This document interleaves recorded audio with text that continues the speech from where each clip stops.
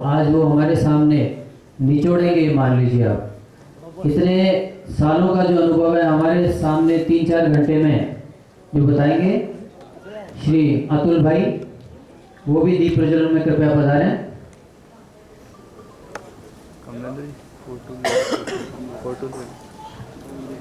अतुल भाई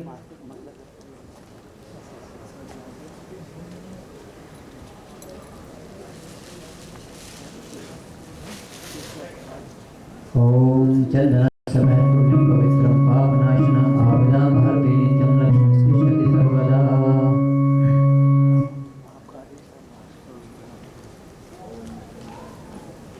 पवित्रम पापनाशनम आविदाम हरते नित्यम लक्ष्मी सर्वदा।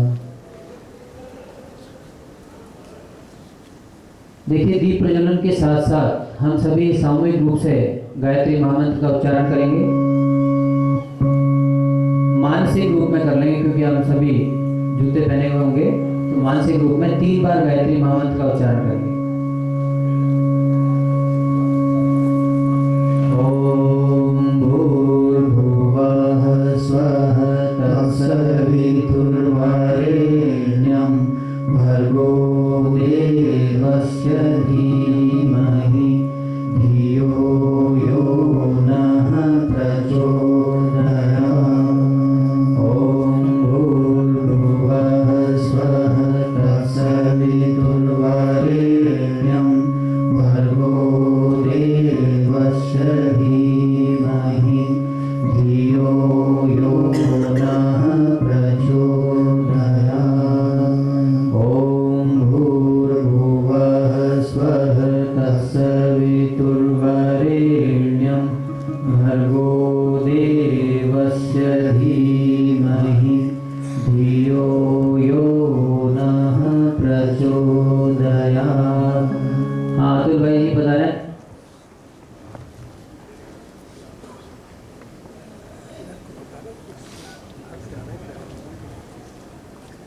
सूक्ष्म देव सत्ताओं का आवाहन हमने दीपक की प्रज्वलित ज्योति के रूप में किया है।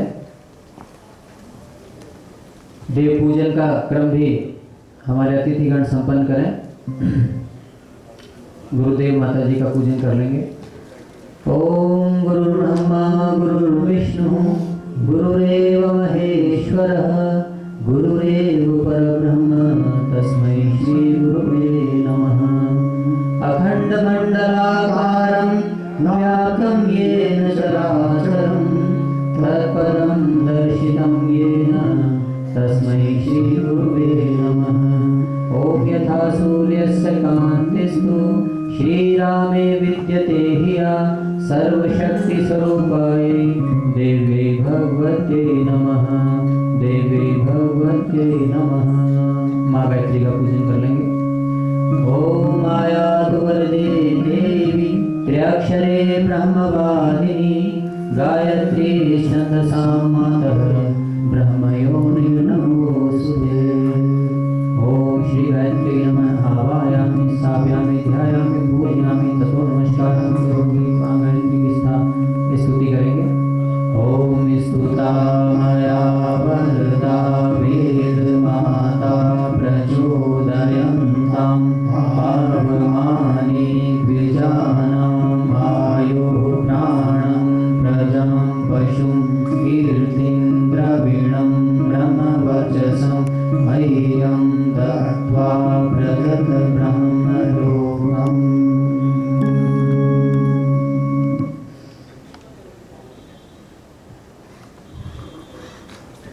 परम पूज्य गुरुदेव वंदनीय माता जी माँ गायत्री इस सूक्ष्म संरक्षण में आज के इस कार्यक्रम का शुभारंभ करते हैं।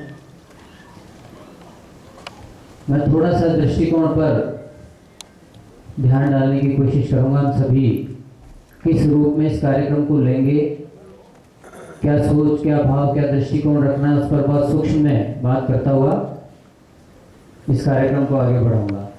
गायत्री परिवार से आप सभी लोग परिचित हैं। परम पूज्य गुरुदेव वंदनीय माता जी पंडित श्रीराम शर्मा आचार्य एवं माता भगवती देवी के सूक्ष्म संरक्षण में अभी ये कार्य संपन्न हो रहा है।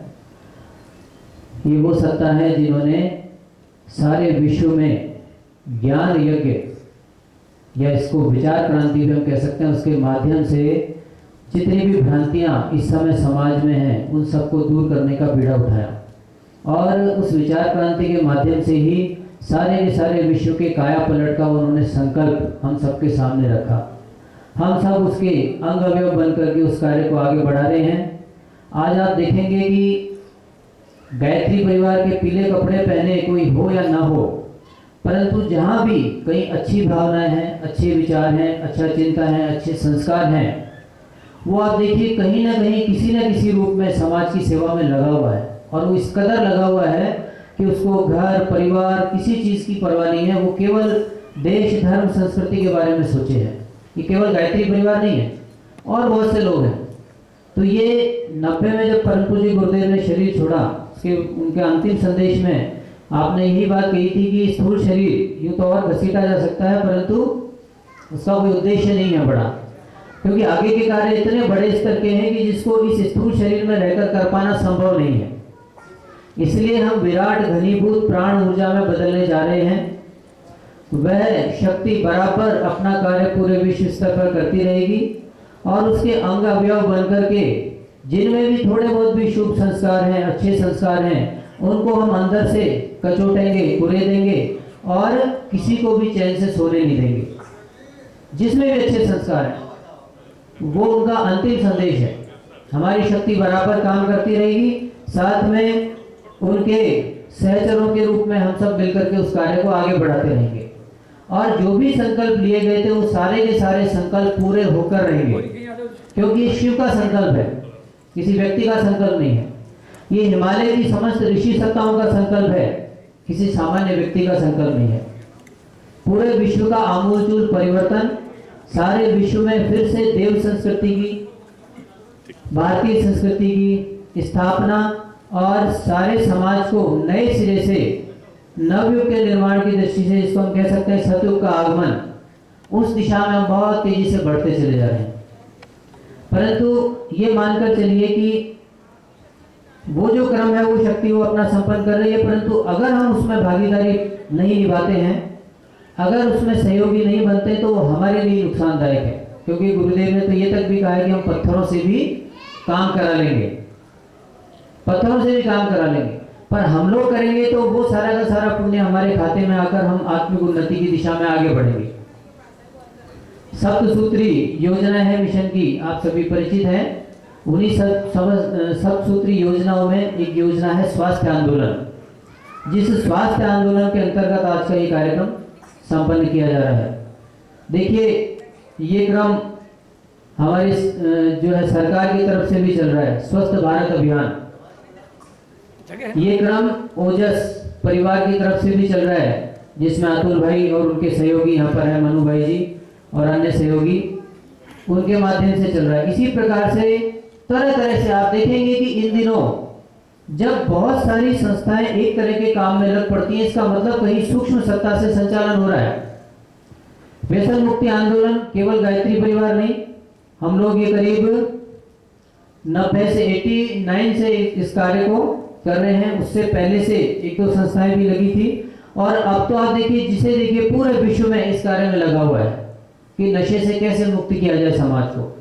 तो सूक्ष्म का जो शक्ति का प्रवाह है वो बराबर चल रहा है, बस हमें उसके साथ अपनी ट्यूनिंग करनी है, उस चैनल के साथ अपने इस मस्तिष्क के चैनल को सेट करना है। उसके बाद वो प्रेरणाएं अपने आप आती रहेंगी और हम उसकी दिशा में आगे बढ़ते रहेंगे। अब आज जिस कार्य के लिए हम बैठे हैं, दृष्टिकोण हमें कैसा रखना है उसके बारे में मैं बहुत छोटी सी बात आपके सामने रखूंगा। हम यहाँ पर बैठे हैं स्वास्थ्य आंदोलन के अंतर्गत अपने आप को स्वस्थ बनाने के लिए, और स्वास्थ्य से संबंधित इतनी भ्रांतिपूर्ण धारणाएं इस समय समाज में हैं, आप आश्चर्य करेंगे जब अभी अतुल भाई जी आपके सामने वो सारी बातें रखेंगे, तो यूं लगेगा कि हम तो कितनी गलतियां कर रहे थे, जबकि हम उनको सही मानते चले आ रहे हैं आज तक। और उसका वो प्रमाण बताएंगे, बल्कि खुद के साथ में, खुद के साथ किस तरह से हुआ, क्या हुआ, वो कहानियां उन्हीं के श्रीमुख से सुनेंगे। तो कहने का तात्पर्य है कि स्वास्थ्य को किस प्रकार हम ठीक करें, उसके मूलभूत जो प्राकृतिक सिद्धांत हैं, उन सिद्धांतों को समझने की आवश्यकता है और कुछ करने की जरूरत नहीं है। यहाँ तक दावे के साथ आपको ये बताएंगे भी कि किसी भी दवा की जरूरत नहीं है। जो हमारा किचन है वही हमारा जो अस्पताल है, वही हमारा दवाई है, वही हमारा सब कुछ। कहीं बाहर जाने की आवश्यकता नहीं। उसी के माध्यम से हम बहुत बड़े बड़े परिवर्तन अपने जीवन में, अपने शरीर में, स्वास्थ्य के लिए कर सकते हैं। स्वस्थ ही नहीं रह सकते बल्कि अपने आप को एनर्जी से भरा हुआ रख सकते हैं। अब आगे बात ये आती है कि हम स्वस्थ भी हो जाएं, रोग भी सारे दूर हो जाएं, एनर्जी से भी हम भर गए, अब क्या करना है?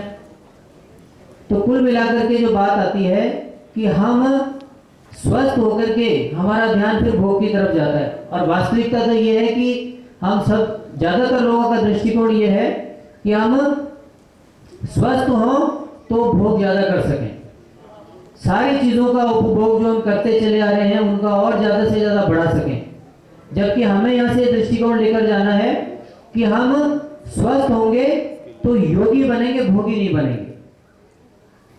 साथ में दूसरी चीज है, अपने स्वास्थ्य के साथ, अपने जो है आंतरिक शक्तियों के अभिवर्धन के साथ साथ अपने उन समस्त शक्तियों का उपयोग हम समाज के कल्याण में करेंगे, समाज को ऊंचा उठाने में लगाएंगे। आज जो वातावरण विकृत हुआ है, जो विश्व उद्यान परमात्मा ने बनाया है, उसको और अच्छे से अच्छा बनाने में लगाएंगे। इस दृष्टिकोण को रखकर आप यहाँ बैठेंगे और इसका लाभ लेंगे, तभी इसका फायदा है। अन्यथा जब भी हम सुख सुविधाओं में होते हैं तो सब भूल जाते हैं कौन तो भगवान है, कौन क्या है। जितनी चीजें हमारे पास है, जितनी सुख सुविधाएं होती हैं, जब भी कभी कष्ट का क्षण आता है तभी भगवान याद आते हैं। तो उसको हमें आज से ही याद भी रखना है, अपने आप को स्वस्थ भी करना है, क्योंकि शरीर भगवान का मंदिर है। यहाँ हमारी आत्मा परमात्मा के अंश के रूप में विराजमान है, इसलिए हमारा दायित्व है कि हम इसको स्वस्थ रखें।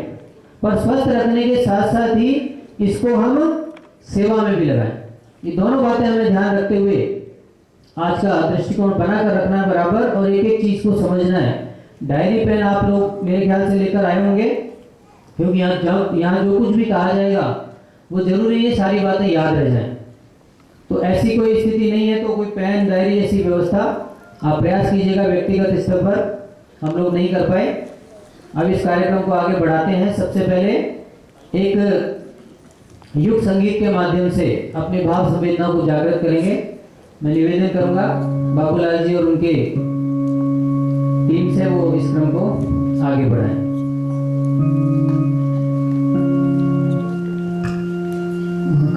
अखंडानंद बोधाय शिष्य संतात्मधाने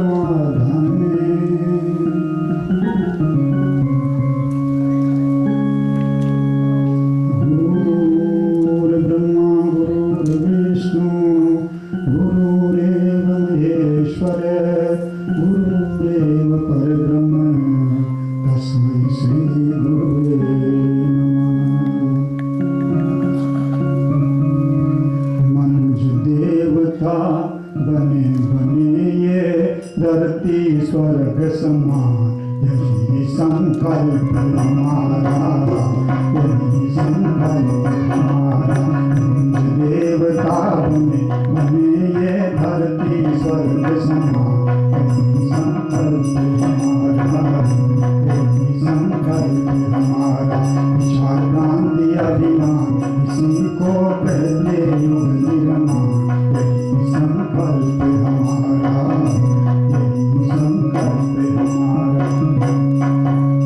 देश दम्भ छल मिटे यहाँ पर न कोई भ्रष्टाचारी हो, देश दम्भ छल मिटे यहाँ पर न कोई भ्रष्टाचारी हो।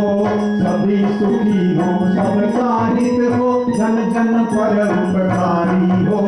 सभी सुखी हो, सबका हित हो, जन जन पर उपकारी हो। मिलजुल कर सब रहे प्रेम से सबको सम्मान, यही संकल्प हमारा, यही संकल्प हमारा। देवता बने ये धरती स्वर्ग समान।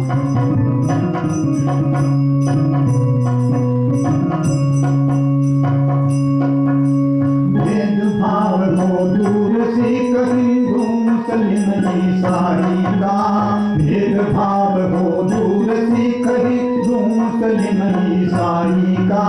परम पिता के पुत्र सभी का नाता भाई भाई का, परम पिता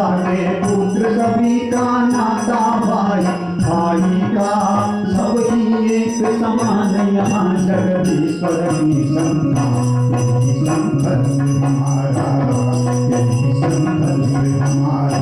निज देवता बने बने ये धरती स्वर्ग समान, यही संकल्प हमारा।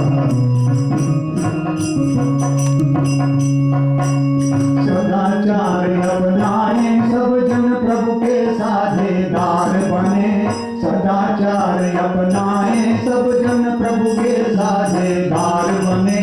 अनाचार से नाता तोड़े नैतिक बने उदार बने, अनाचार से नाता तोड़े नैतिक बने उदार बने। सादा जीवन बने सभी का, सादा जीवन बने सभी का, फैले यही संकल्प हमारा, यही संकल्प हमारा। देवता बने बने ये धरती स्वर्ग समान, यही संकल्प हमारा।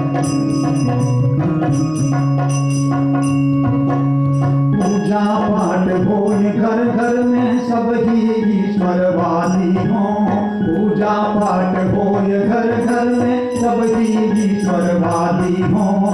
काम क्रोध मद लोभ मोह की न कोई कोई उपाधि हो, काम क्रोध मद लोभ मोह की न कोई व्यर्थ उपाधि हो। न फिर रक्त बर्बादी हो, न रक्त बर्बादी हो, सबको हो सब ज्ञान, यही संकल्प हमारा, यही संकल्प हमारा।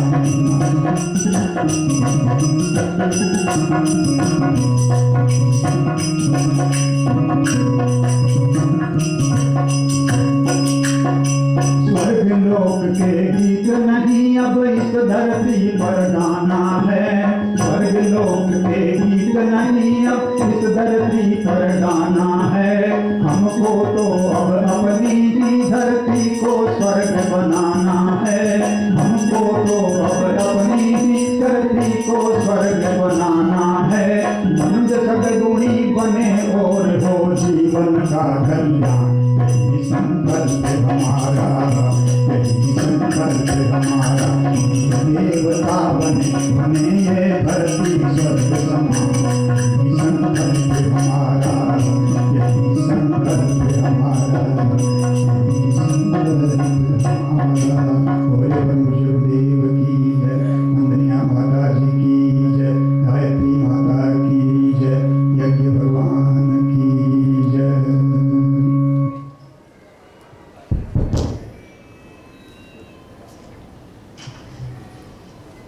मनुष्य देवता बने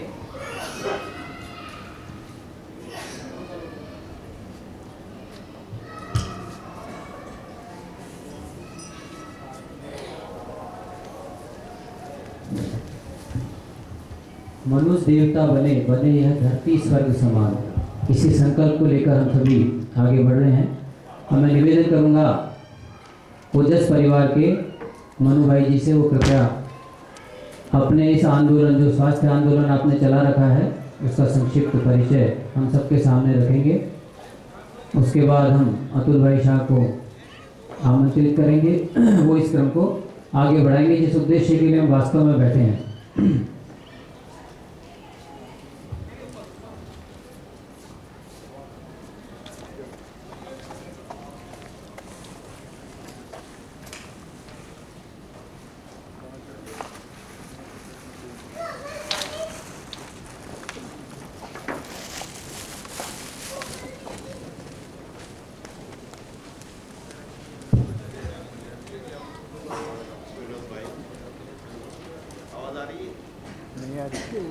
नहीं आता ये।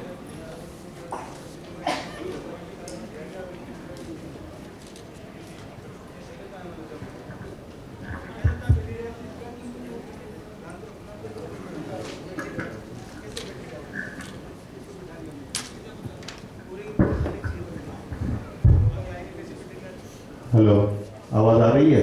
आ रही है। धन्यवाद विनोद भाई शर्मा जी।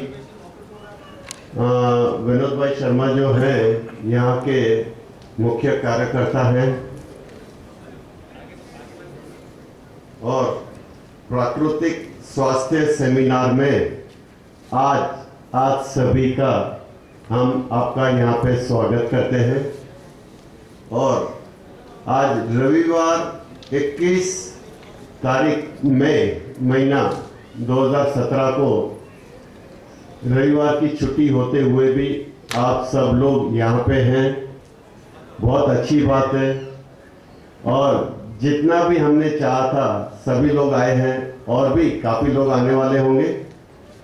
और यहाँ पे हमारे साथ जो आने वाले हैं ओजस परिवार के सारे सदस्य हैं, जो आपको अभी जूस भी देंगे, लंच भी देंगे, शाम का स्नैक्स भी देंगे। परिवार हमारा ओजस परिवार किचन संभाल रहे हैं, उनका भी हम स्वागत करते हैं। और आपके साथ जुड़ करके हमें बहुत आनंद आ रहा है और उम्मीद रखता हूँ आपको भी मज़ा आएगा। हाँ, मैं ये कहना चाहता हूँ, कोई दौलत पे नाज करता है, कोई शोहरत पे नाज करता है। कोई दौलत पे नाज करता है, कोई शोहरत पे नाज करता है। भाइयों और बहनों, हम ओजस परिवार और गायत्री परिवार आप सब के साथ जुड़ करके हम अपनी किस्मत पे नाज करते हैं। ये हमारी खुशकिस्मती है जो हम आपके साथ जुड़े हुए हैं और उस किस्मत पे हमें नाज है। भाइयों और बहनों, मैं मनोहर वासवानी और ओजस परिवार के साथ जुड़ा हुआ हूँ। मैं थोड़ा सा संक्षिप्त में बताना चाहूँगा। मैं भी मेरी तबीयत ठीक नहीं हुआ करती थी, मैं खुद बीमार रहा करता था और 6 महीने हुए ओजस परिवार के साथ जुड़ने के बाद मैं खुद स्वस्थ हो चुका हूँ और आज आपके सामने हूँ। और यही उम्मीद करता हूँ कि आज हमारे अतुल भाई को सुनने के बाद आप भी स्वस्थ हो जाएंगे। अगर दवाइयाँ ले रहे हैं तो वो भी बगैर दवाइयों के आप निरोगी रहना चाहेंगे या नहीं? भाइयों बहनों, मैं आपसे पूछना चाहता हूं, हाथ ऊपर करें, कितने लोग दवाइयां ले रहे हैं? लगता है तो पूरा ऑडिटोरियम। ऐसा कोई घर छूटा नहीं है जहां पे दवाइयां ना आती हो। और मैं ये नहीं कहता दवाइयाँ अच्छी नहीं है, डॉक्टर अच्छे नहीं है। डॉक्टर अच्छे हैं, दवाइयाँ भी अच्छी है। अगर आपको जब रोग हुआ तब आप डॉक्टर के पास न जाते थे, डॉक्टर आपकी दवाई न करते थे, शायद आज आपकी और हमारी मुलाकात भी नहीं होती थी। भाइयों बहनों, लेकिन ये जो आप दवाइयां ले रहे हैं, कब तक, कहां तक? हम आप सभी भाई बहन जो अपने घर से निकले, कोई ना कोई वाहन लेके निकले हैं। वाहन यहाँ पे ऑडिटोरियम में तो नहीं लाए, वाहन को आपने बाहर छोड़ रखा है और आप यहाँ पे आए हैं। भाइयों बहनों, दवाइयाँ हमें तब तक लेनी है जब तक हमारा स्वास्थ्य ठीक हो जाए। उसके बाद कई बार आप डॉक्टर से पूछेंगे कि दवाई कब तक, तो उनका जवाब होता है जब तक आपकी सांसें चलती हो। और ओजस परिवार आपके सामने ये चीज जरूर ला रहा है कि आपका स्वास्थ्य ठीक हो। दवाइयां तब तक जरूरत है जब तक आप ठीक हो जाए। बाकी का हमारा जो कार्यक्रम है, स्वस्थ खाएं, हमारा जीवन स्वस्थ रहे और आगे चल के बगैर दवाइयों से हम स्वस्थ बने। आप सब लोग बगैर दवाइयों के स्वस्थ बनना चाहेंगे? Very good. और उनके लिए हमें मार्गदर्शन चाहिएगा। आप सबके बीच पधार चुके हैं, आ चुके हैं, और जिसको हम सुनना चाहते हैं, हमारे कीनोट स्पीकर अतुल भाई शाह। मैं रिक्वेस्ट करूंगा अतुल भाई से, स्टेज आए, स्टेज संभालें और हमारा मार्गदर्शन करें ताकि हम अपना जीवन तंदुरुस्त जी सके। धन्यवाद, शुक्रिया।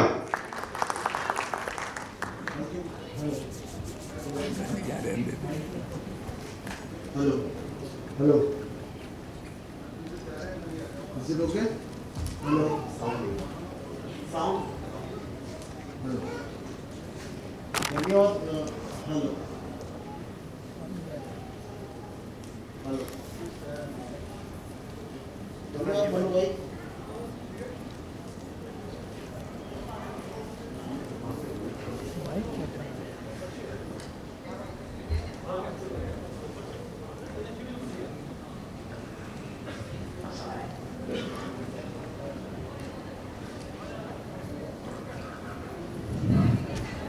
हेलो, थैंक यू मनु भाई। और आप सभी पधारे हुए स्वास्थ्य प्रेमियों का मैं हार्दिक स्वागत करता हूं। और काफ़ी समय हमारा निकल चुका है, आगे की काफ़ी प्रार्थनाओं में इतना सुंदर कार्यक्रम होगा मैंने कभी कल्पना नहीं की थी। तो गायत्री परिवार के साथ जुड़ने के बाद ये सारे अनुभव हो रहे हैं इस तरीके के। तो अभी ज़्यादा समय लेते हुए हम कार्यक्रम की आगे की शुरुआत करते हैं। ओजस परिवार मनु भाई ने थोड़ा सा संक्षेप में बताया है, लेकिन उसके आगे थोड़ा सा और डिटेल में मैं बताने जा रहा हूँ। मेरे को बैठे में तसल्ली रहेगी। ओजस परिवार जो है, आज जो हम बातें कर रहे हैं, ऐसी कौन सी थेरेपी है, क्या है, कौन सा सिस्टम है, सभी लोगों को स्वास्थ्य का विषय लेकर यहाँ पर बुलावा दिया गया है। लेकिन आगे की जानकारी, ये कौन सा नया थेरेपी वापस आया है, ऐसा क्या होने जा रहा है। तो ये जो आज कार्यक्रम है, ये सिर्फ नेचर के लॉ के बारे में है, ये सृष्टि के नियम के बारे में है। जिन पंचभूतों ने हमें बनाया है, सिर्फ उसी का विज्ञान के बारे में आज हम बात करने वाले हैं। उसके नियम क्या है और हमारे रोजिंदा जिंदगी में अगर आप देखेंगे, जब कार्यक्रम अंत होने आएगा तो आपको कार्यक्रम में आगे आगे हर बातें समझ में आती जाएगी कि हम अपने जीवन में रोज नियमित इस सृष्टि के नियमों को तोड़ते रहते हैं। हर पल दिन भर में कहीं ना कहीं जाने अनजाने अज्ञानता की वजह से उन नियमों को तोड़ते हैं। और उन्हीं नियम तोड़ने की वजह से कुछ सालों बाद, 10 साल बाद, 20 साल बाद या 30 साल बाद, वो सारी जो सजा है वो रोग के रूप में हमारे सामने आती है। तो बस आगे से अगर हम अपने जीवन में इस सृष्टि के नियमों को अगर उल्लंघन करना बंद कर देंगे, इसका पालन करना शुरू कर देंगे, तो जितने रोग ऑलरेडी हो गए, ये सारे रोगों से स्वस्थ होना संभव है। और आने वाले भविष्य में जो हमें आज यहाँ पर बैठे हुए कुछ भी पता नहीं है कि 1 साल बाद, 6 महीने बाद, 2 दिन बाद या 10 साल बाद, 5 साल बाद कौन सा रोग हमारे जीवन में एक नई एंट्री करने वाला है, हमको पता ही नहीं है। अचानक से सडनली आपने सुना होगा कि वो भाई क्या बात कर रहे हो आप, कल तो मेरे साथ मिले थे, इतनी बातें कर रहे थे। आपने ऐसे समाचार सुने कभी? हाँ। तो वो अचानक कुछ भी नहीं होता है। सालों से हम उसके बीज रोपते हैं, उसे पानी डाल के सींचते हैं उस हार्ट अटैक की बीमारी को, और उसे बड़ा करते हैं कि एक दिन वो धमाका कर दे हमारे जीवन में। तो आज सारी की सारी इसी बातों को आज हम समझने वाले कि हम अपने जीवन में ये रोगों को किस तरीके से निमंत्रण देते हैं, कहाँ कहाँ पे हमारी भूलें होती है। तो कुल मिला के आज का कार्यक्रम बस इसी के बारे में, कोई नई थेरेपी नहीं है। ये हमारा सदियों से चला आता सारा जो विज्ञान है, उसी विज्ञान को आज फिर से हम रिवाइज करने जा रहे हैं, और कुछ भी इसमें नया नहीं है।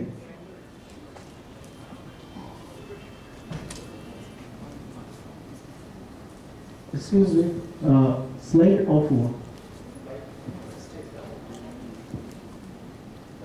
PPT।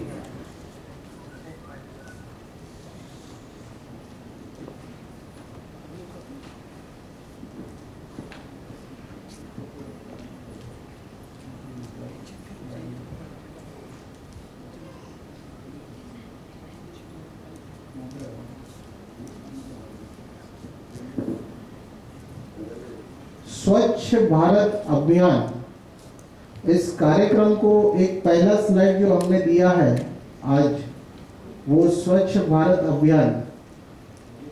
और वो इसलिए दिया है क्योंकि गांधी जी के जो अपनी लाइफ के जो रूल्स थे वो आज जो हम बताने जा रहे हैं, और गांधी जी की लाइफ के रूल्स वो दोनों एक ही है स्वास्थ्य के मामले में, हेल्थ के मामले में। वो भी अपनी लाइफ में जो करते थे, ये सारी स्टोरी जो है at the end of the session आपको एकदम 100% कनेक्ट हो जाएगी। हम जो आज विज्ञान बताने जा रहे हैं, गांधी जी अपने जीवन में बहुखूबी एकदम इसे फॉलो करते थे। और स्वच्छ भारत अभियान, यानी कि आज जो नरेंद्र मोदी जी ने मिशन लिया है स्वच्छ भारत अभियान, तो स्वच्छता हमें क्यों चाहिए? हमें स्वच्छता क्यों चाहिए? हमारे पर्यावरण में हमें स्वच्छ क्यों होना चाहिए? सारी चीजें सफाई क्यों होनी चाहिए? आप थोड़ा रिप्लाई कीजिए मुझे, मैं आपसे एक प्रश्न कर रहा हूँ। हाँ जी, निरोगी रहने के लिए। और निरोगी रहने के लिए बहुत बढ़िया, निरोगी रहने के लिए इसकी शुरुआत सफाई की, मुझे लगता है कि सबसे बढ़िया शुरुआत जो है हमारे शरीर से होनी चाहिए। फिर हमारा घर, हमारा परिसर, ये सारी चीजें तो सफाई होनी ही चाहिए। तो इसीलिए स्वस्थ भारत अभियान की जगह पे स्वच्छ भारत अभियान हमने यहाँ पर ये शब्द रखे हैं। माई लाइफ चेंजिंग स्टोरी, मेरे जीवन की एक घटना जिसने मेरी जिंदगी बदल दी। मैं एक बिजनेसमैन हूँ और मुंबई में रहता हूँ, और 2014 में 2014 एक दुर्घटना हुई मेरे जीवन में, और ये डेट जो है ऊपर 17 मई 2014, फर्स्ट एमआरआई स्कैन मेरे जीवन का, पहली बार कोई एक्सरे भी नहीं निकला था और फर्स्ट डायरेक्ट एमआरआई स्कैन हुआ, और उसके रिपोर्ट्स के मुताबिक मुझे एक बीमारी हो गई थी जिसका नाम था एवास्कुलर नेक्रोसिस। सिर्फ एक महीने पहले, मतलब यानी कि इलेक्शंस जब थे उस डेट में मुझे पेन स्टार्ट हुआ, जिस दिन वहां पे वोटिंग हुआ था मुंबई में, और उसी के एक महीने में 17 मई यानी कि 16 मई को देश में एक नई क्रांति की जाहिरात हुई थी, रिपोर्ट आई थी, इलेक्शन के रिजल्ट्स आए थे। और उसके दूसरे दिन मैंने एमआरआई स्कैन करवाया, क्योंकि एक महीने में मेरे पैरों का दर्द जो है वो इतना बढ़ चुका था कि मैं अपने घुटने पे हाथ रख के लंगड़ा के भी चलना बंद हो गया था। और मुझे याद है, मुझे मेरे 2 कजिन्स अपने कंधे पे हाथ रख के मुझे ऐसे लटकाते हुए लेके गए और एमआरआई स्कैन हुआ, और स्कैन होने के बाद एवास्कुलर नेक्रोसिस ये बीमारी, और डॉक्टर का कहना ये था कि ये जो बीमारी है ये क्योर होने वाली डिजीज नहीं है, कभी ना ठीक होने वाला रोग आपको हो गया है। बहुत कुछ समझ में नहीं आ रहा था इस बीमारी के नाम से, तो लोग विभिन्न अलग अलग नाम दे रहे थे, कोई बोन टीबी कह रहा था, कोई बोन कैंसर कह रहा था। लेकिन डॉक्टर से बहुत स्पष्ट पूछने के बाद उन्होंने ये कहा कि आपका जो हिप जॉइंट है, हिप जॉइंट यानी स्क्रीन प्लीज, हिप जॉइंट जो है, हिप जॉइंट यानी ये जो भाग होता है यहाँ के जो बॉडी का सबसे बड़ा जॉइंट ये होता है हिप का भाग, और यहाँ पे जो जॉइंट है, इस जॉइंट का जो बॉल होता है वो बॉल डेड हो गया, मृत हो गया, और जो एक बार मर जाता है वो कभी जिंदा नहीं होता। ये डॉक्टर्स का क्लियर मैसेज मुझे दिया गया। तो मैं बहुत शॉक हो गया था, मेरे घर वाले सारे लोग, जब मैं एमआरआई करने गया था अपने दोस्तों के साथ गया था, लेकिन जब घर आया, घर पहुंचने की, घर पे रोने की इतनी आतुरता थी कि घर जाके रो, और जब घर वालों को बताया तो सारे लोग परेशान, सब रिपोर्ट्स लेके अलग अलग जगह पे दौड़ने लगे। जितने भी पहचान वाले मेडिकल फील्ड से बिलोंग कर रहे थे, सारे डॉक्टर सभी लोगों को वही रिपोर्ट्स दिखा रहे हैं, क्या ये ऐसा बीमारी है क्या? तो सभी का जवाब एक ही था कि जी हाँ, ये ऐसा बीमारी है जिसका कोई भी इलाज नहीं है, ये बीमारी कभी रिवर्स नहीं होती या ठीक नहीं होती।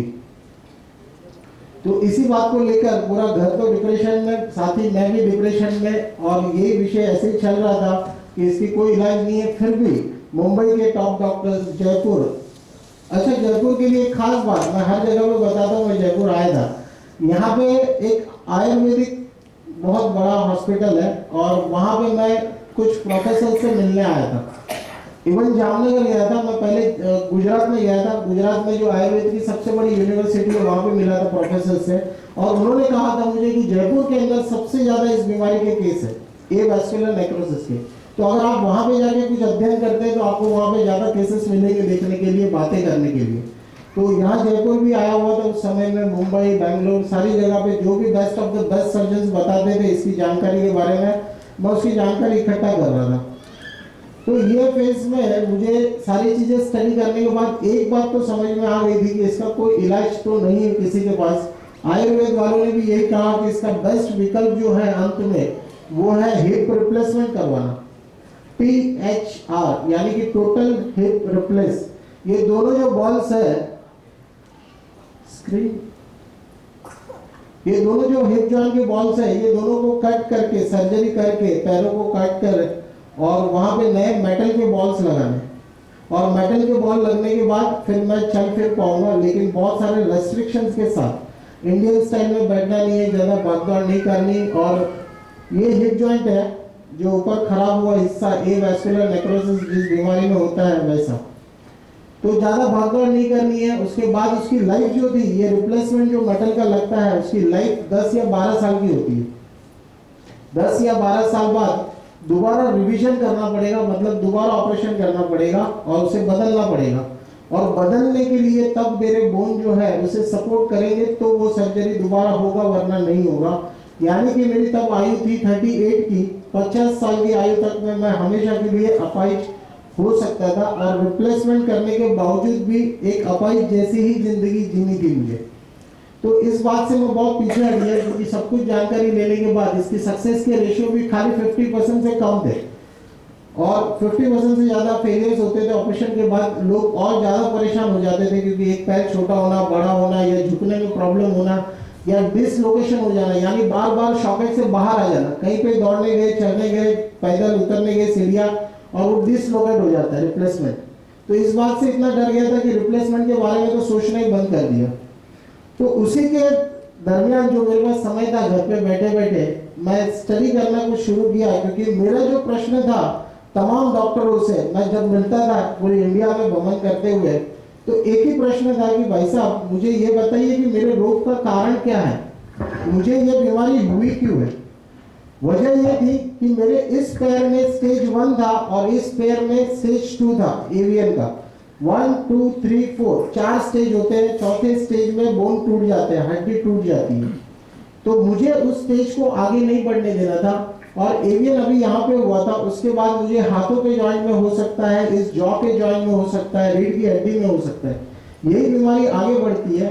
तो मुझे ये जानना था कि मेरे जीवन में जो भी रोग का कारण है, आज तक मैं पूरी लाइफ में कभी एक गोली नहीं खाई, इतना स्वस्थ था, तो अचानक से इतनी बड़ी बीमारी इतनी बुरी तरह से मुझे ग्रस्त कर गई और परेशान कर गई। तो ये इसकी वजह क्या रही?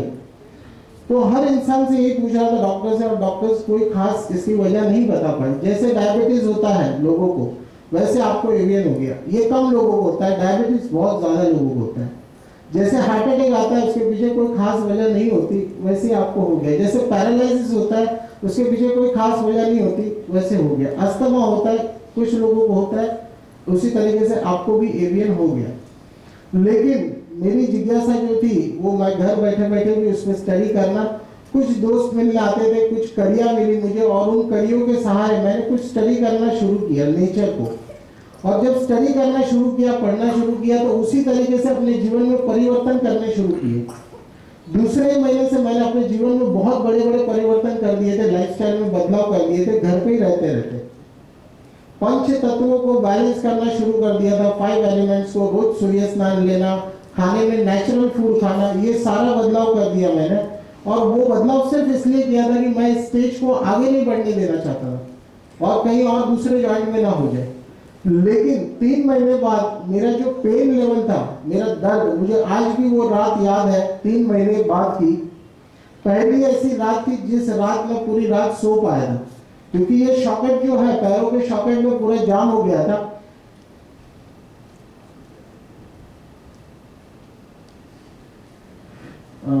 हेलो,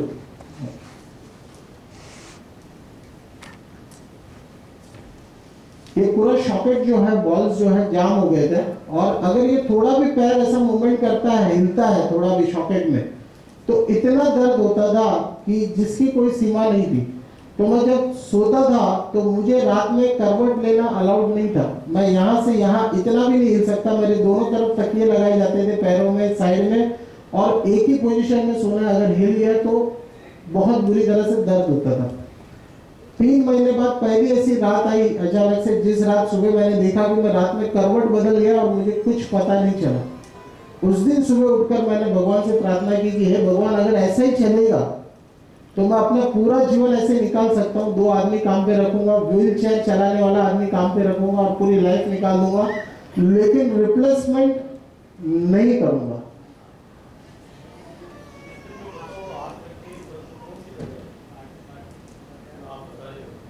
हाँ जी, ये बॉल है हिप जॉइंट, ये यहाँ पे फिक्स्ड होता है और ये यहाँ पे फिक्स्ड होता है। ये जो है खराब हो गया बॉल, इस तरीके से डेड हो गया। ये पीछे का खुले का भाग है, बम्प का एरिया है, ये स्पाइनल कॉर्ड, स्पाइन है। तो ये जो बॉल है यहाँ पे जॉइंट है, बॉडी का सबसे बड़ा जॉइंट ये होता है, शरीर का सबसे बड़ा जॉइंट, और ये जॉइंट खराब हो गया था।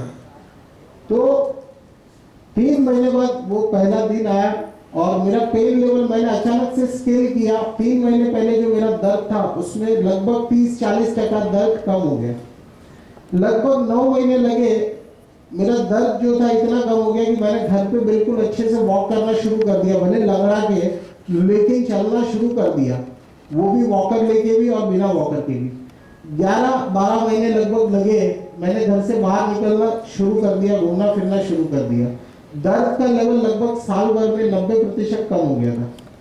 1.5 साल में पूरी लंगड़ाहट खत्म हो गई। 100% जो कभी मैंने जिंदगी में सोचा नहीं था वो चीज मेरे साथ हो गई।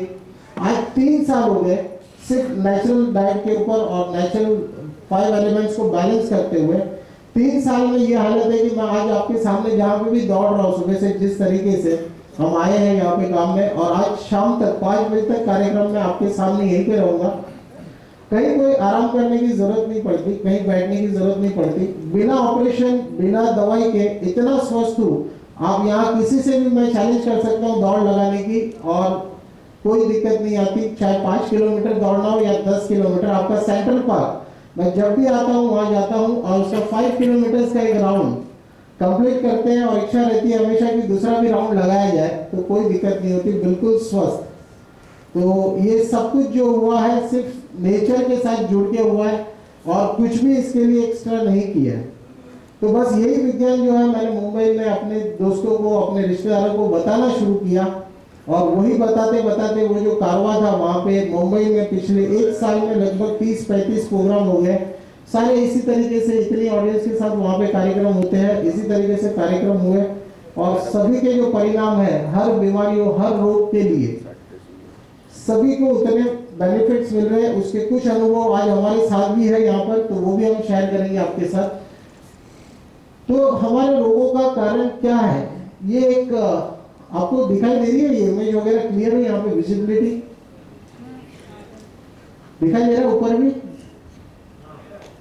तो ये पहचान में आ रहा है ये व्यक्ति कौन है?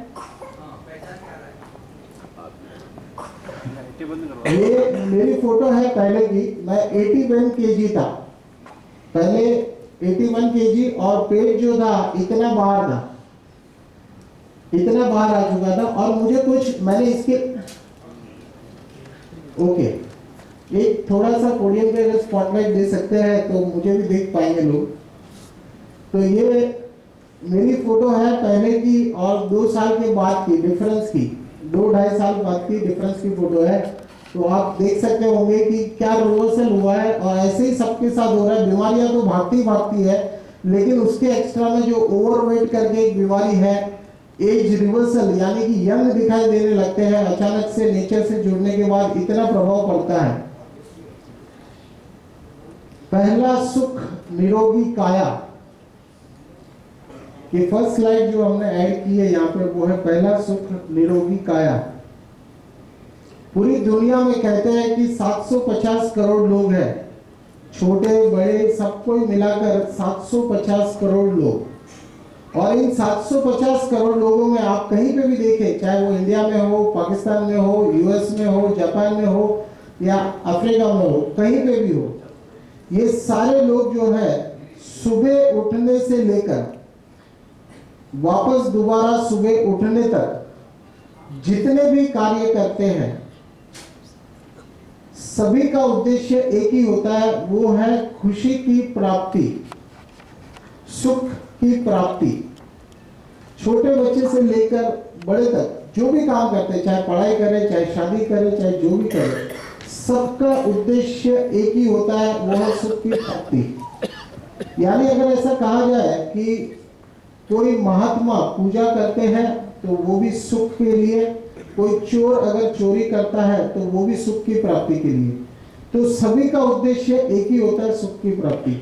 और उन सुख की अगर लिस्ट बनाई जाए तो उस लिस्ट में जो क्रमांक पहले पे जो आएगा वो है पहला सुख निरोगी काया, यानी हमारी हेल्थ, हमारी बॉडी। अगर ये बॉडी सपोर्ट नहीं करेगा तो दुनिया का बड़े से बड़ा सुख भी हम मना नहीं सकते हैं।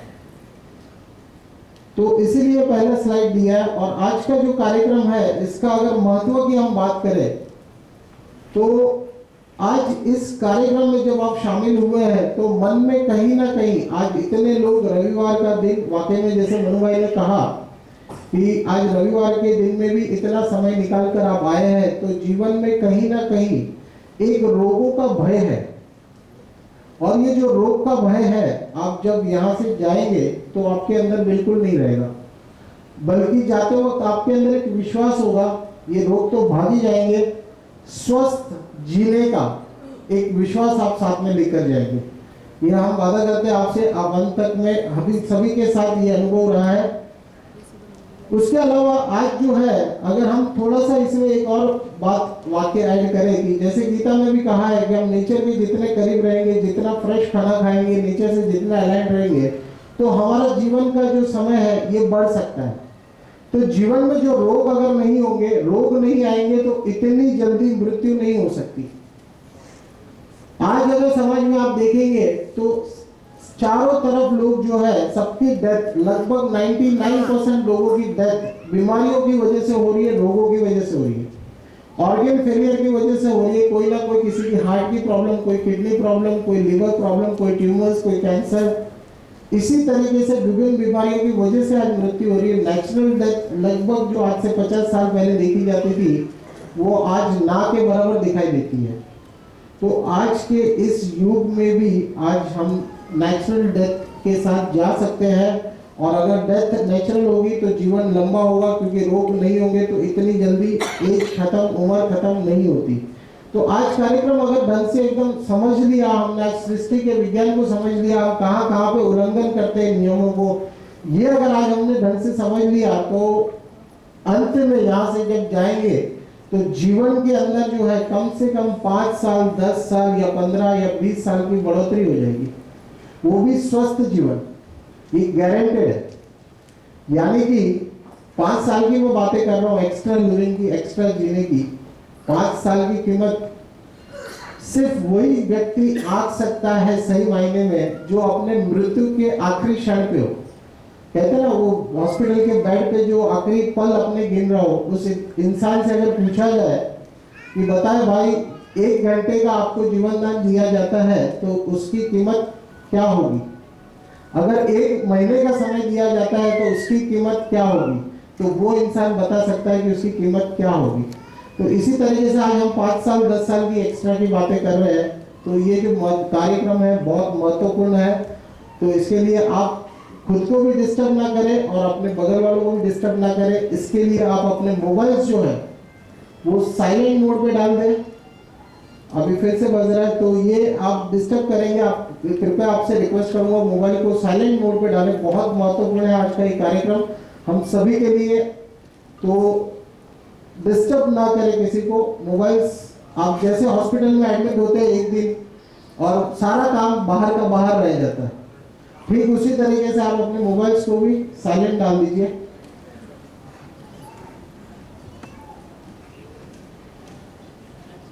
The story of Washington monument.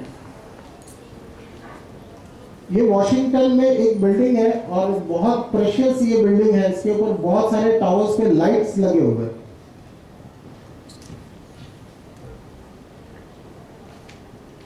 और ये जो लाइट्स है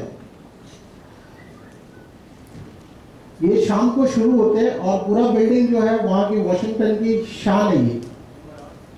लेकिन इसका कलर जो है वहां पे अचानक से वहां पता चला कि इसका जो कलर है वो डैमेज हो रहा है, बिल्डिंग की लाइट भी डैमेज हो रही है। बार बार हर साल इसको स्क्रैच करके कलर निकाल के इसको दोबारा कलर करना पड़ रहा है। और उसकी वजह क्या थी? तो उस पर गंदा हो जाता था। तो वहां पे एक टीम भेजी गई कि देखिए, जाकर चेक कीजिए कि इसका कलर क्यों खराब हो रहा है हर साल। तो वो टीम ने जाकर देखा तो इसमें बहुत सारे कबूतर बैठते थे और वो कबूतर जो है वो इस पे पॉटी कर देते थे। पॉटी करने से वो उस पे चिपक जाता था और उसे स्क्रैच करके निकालते वक्त उसका कलर खराब हो जाता था। वो इंजीनियर्स ने जब देखा, उनको पता चला, तो उन्होंने ऐसा कोई मार्ग नहीं निकाला कि वहां से कबूतर को हटा दिया जाए, बल्कि उन्होंने सोचा कि ये कबूतर यहाँ पे क्यों आते हैं। जब उन्होंने ये पता किया कि कबूतर क्यों आते हैं तो उन्हें पता चला कि इसमें बहुत सारे स्पाइडर्स बैठते हैं और वो स्पाइडर को खाने के लिए कबूतर वहां पे आते हैं। और ये जो कबूतर है ये फॉरेन के कबूतर है, यहाँ के इंडियन नहीं है। इंडियन वेजिटेरियंस होते हैं, ये वहां के। आप नेट पे इनको दे सकते हो पिजन्स को। तो ये पिजन्स वहां पे स्पाइडर्स खाते हैं। जब उन्होंने अध्ययन किया, स्पाइडर का पता चला, तो और गहराई में स्टडी की कि स्पाइडर्स वहां पे क्यों आते हैं। तो उन्हें पता चला कि वहां पे शाम को बहुत मच्छर जमा होते हैं और वहां पे मंडराते रहते हैं उस टावर के, उस बिल्डिंग के आसपास। और उन मच्छर की वजह से ये स्पाइडर्स उनको खाने के लिए वहां पे आते हैं। उन्होंने इसका सॉल्यूशन इतना सिंपल निकाला कि इसके लाइट्स जितने भी बजे शाम को ऑन किए जाते थे, चालू किए जाते थे, वो लाइट्स को सिर्फ 20 मिनट लेट चालू करना है। इन्होंने लाइट्स को 20 मिनट चालू करना लेट कर दिया और 7 बजे की जगह पे 7:30 बजे 7:20 को ये लाइट्स ऑन होते थे। वहां पे मच्छर का डाइवर्ट होना बंद हो गया, बिल्डिंग की तरफ मच्छर आना बंद हो गया, तो स्पाइडर्स आने बंद हो गए। स्पाइडर्स आने बंद हो गए तो पिजन्स आने वहां पे बंद हो गए, यानी कबूतर का आना बंद हो गया। कबूतर का आना बंद हुआ तो कलर खराब होना बंद हो गया। ये जो स्टोरी है इसको आप अपने जीवन में कोई भी प्रॉब्लम को सॉल्व करने के लिए अप्लाई कर सकते हैं। किसी भी प्रॉब्लम को सॉल्व करने के लिए आपको उसकी तह तक जाना होगा, उसके रूट कॉज तक जाना होगा। अगर उसकी तह तक नहीं जाएंगे, हमारी बिल्डिंग में पानी 7वें माले से लीक हो रहा है और हम दूसरे माले पे रहते हैं, 7वें माले से पानी दूसरे माले तक लीक होकर आ रहा है। अगर उसकी रिपेयरिंग दूसरे माले से की जाएगी तो ज्यादा लंबा नहीं चलेगा वो रिपेयरिंग का। परमानेंट सॉल्यूशन के लिए 7वें माले पे जाके ही रिपेयरिंग करना होगा, डायरेक्ट वाटर टैंक से। ठीक वैसे ही ये किसी भी हमारे जीवन में कोई भी रोग हो तो उन्हें सॉल्व करने के लिए भी हमें रूट कॉज पे ही जाना पड़ेगा। जहां से प्रॉब्लम आई है वहीं से हम उस बीमारी को ठीक कर सकते हैं। तो अगर यहीं पे एक प्रश्न और रखा जाए कि रोगों का कारण क्या है, अगर आपसे, हमारे बीच में ऐसे कितने लोग हैं जिनको diabetes, sugar levels up and down रहते हैं, नियमित उसकी दवाइयां खाते हैं, शुगर, काफी लोग हैं। तो मैं अगर आपसे एक प्रश्न करूं कि डायबिटीज आपको क्यों हो गया, बचपन से डायबिटीज की दवाई नहीं खाई थी इसके लिए डायबिटीज हुआ है, ऐसा होता है? नहीं होता।